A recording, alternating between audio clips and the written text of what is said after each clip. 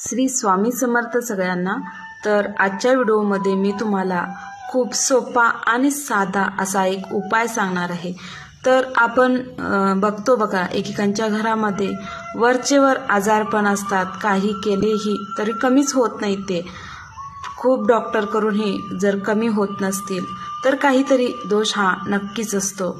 तसेच अनेकांना शिकायची खूप इच्छा असते, पण त्यांचं विद्याभ्यासामध्ये लक्ष लागत नाही, त्यांची मुलं हुशार नसतात। तर यावेळी काय करायचं? तर खूप साधा आणि सोपा उपाय मी सांगणार आहे। तर हा उपाय म्हणजे अन्नदान, कारण अन्नदाना इतकं श्रेष्ठ दान कोणतंही नाही। आणि हा उपाय अन्नदान केल्यानंतर तुम्हाला नक्की तुमच्या परिस्थितीमध्ये बदल होईल, तुमच्या मुलांचं अभ्यासामध्ये लक्ष लागेल, तुमच्या घरातील आजारपण दूर होतील।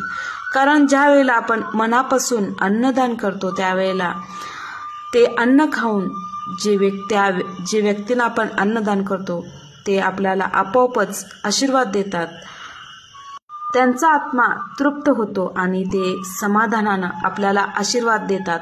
आणि त्या आशीर्वादामध्ये खूप मोठी ताकद असते आणि त्यामुळे आपले सर्व संकटे दूर होतात। श्री स्वामी समर्थ।